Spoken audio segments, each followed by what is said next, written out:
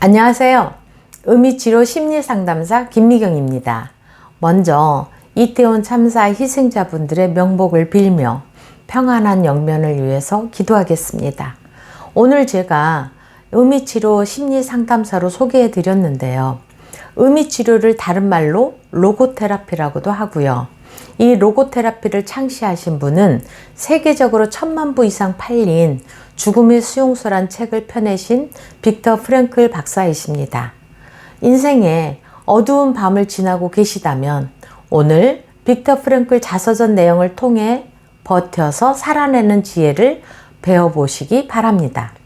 박상미 교수님이 번역하신 빅터 프랭클 책을 통해 우리가 죽음의 문 앞에서도 살아남을 수 있는 비밀은 무엇인지 알아보도록 하겠습니다. 우리가 사는 현대인들은 정신적으로 폭격당하고 산다는 말이 어울리는 것처럼 우리는 나치 수용소 안의 생활과 똑같은 참담함을 많이 겪으며 살고 있습니다. 전쟁에 대한 공포, 전염병에 대한 공포, 대참사에 대한 공포뿐만 아니라 지구 종말에 대한 두려움까지 그야말로 예측 불가능한 시대에 우리가 살고 있죠. 우리는 우리 스스로가 마음의 갑옷을 입지 않으면 살아가기가 쉽지 않아요. 어느 목사님이 그러시더라고요. 앞으로는 양극화 현상이 더욱 뚜렷해질 것이라고요. 경제적인 양극화뿐만 아니라 영적인 양극화가 반으로 갈라질 거라고 예견하시더라고요. 지금 이 시대의 현상을 보면 점점 분명해지는 것 같습니다. 그래서 저와 여러분은 몸과 마음을 잘 알아차리시고 챙기시는 일을 좀 더 깨어서 하셔야겠어요. 그럼 프랭클 박사님의 생애로 들어가 보도록 할까요? 죽음의 수용소에서도 살아 돌아오신 빅터 프랭클은 1905년 오스트리아 빈에서 태어났고 빈 대학에서 의학 박사와 철학 박사를 받고 정신과 의사로서 신경학자로서 평생을 책 집필과 강의로 살아가신 분입니다. 제2차 세계대전 당시 온 가족이 유대인이라는 이유로 수용소에 끌려간 후 3년 동안 4군데의 수용소를 거쳤으나 끝내 살아남게 되었죠. 죽음을 수용소에서 살아남은 본인의 체험을 통해 발견한 치료법이 바로 로고테라피이며 우리말로 의미치료입니다.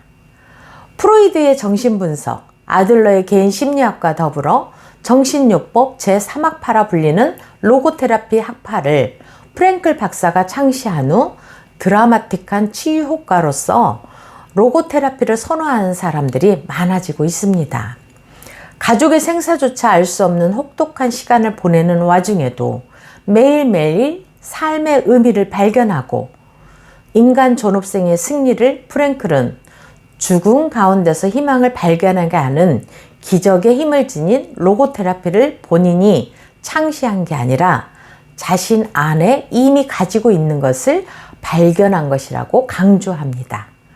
프랭클은 프라하의 명문가에서 태어나 선하고 인자하신 어머니와 엄격하시고 책임감과 의무감이 강한 아버지 사이에서 태어나 3살 때부터 벌써 의사가 되기로 마음먹었답니다. 어릴 적 성장 환경이 안정감이 있었고 부모님의 따뜻한 보살핌이 프랭클에게는 넓은 마음을 가지게 되는 원천이 아니었나 생각됩니다. 프랭클은 이성적이면서 아주 감성적이셨는데요. 사람들이 성공 비결을 질문하면 3가지 원칙을 말해줍니다. 첫째, 작은 일을 할 때는 큰 일을 할 때처럼 철저하게 하고 큰 일을 할 때는 작은 일을 할 때처럼 편안하게 하라.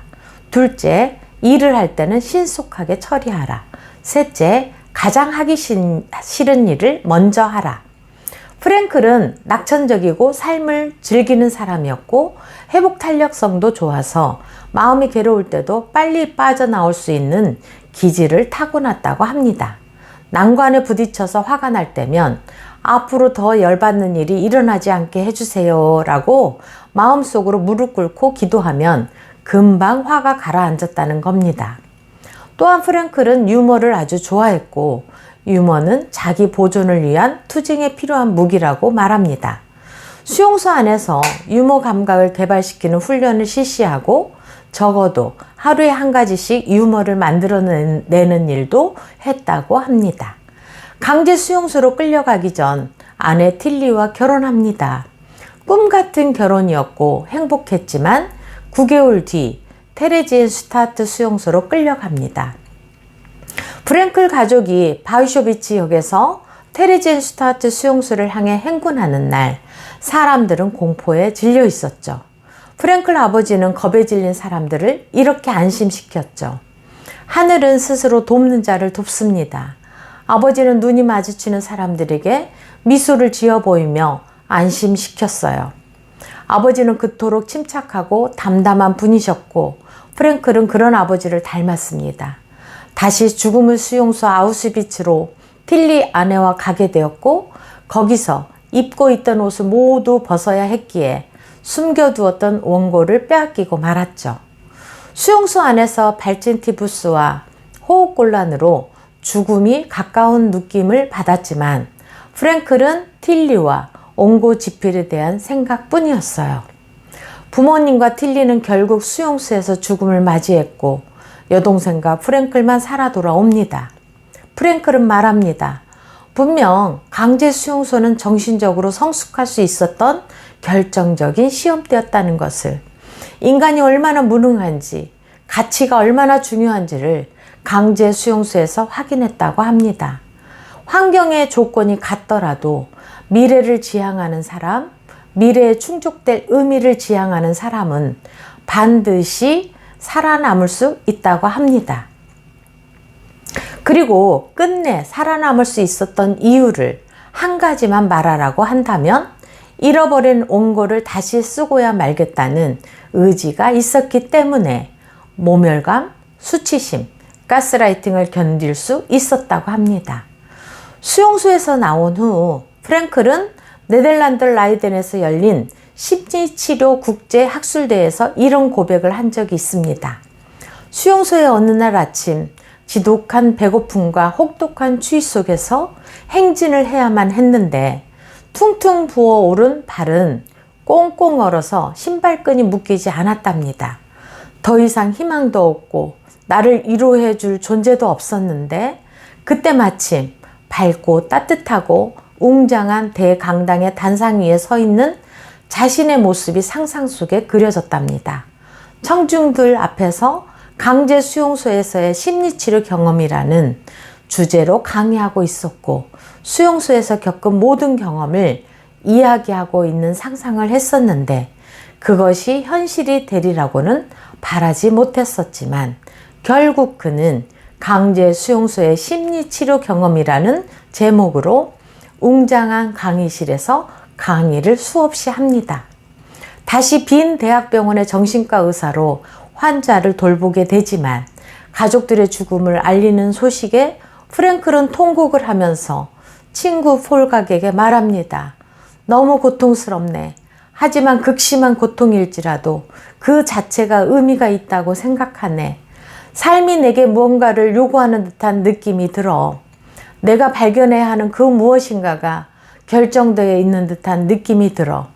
그 이후 미친 듯이 집필에 몰두해서 9일 만에 책을 완성하고 출판된 이후 미국에서 100만 부가 팔리게 됩니다. 토렐로는 심리치료의 역사 속에서 로고테라피는 모든 심리치료를 포괄하는 최종적인 시스템이다라고 말합니다. 빅터 프랭클은 90번째 생일을 기념해 전 생애를 회고하며 정리한 자서전입니다.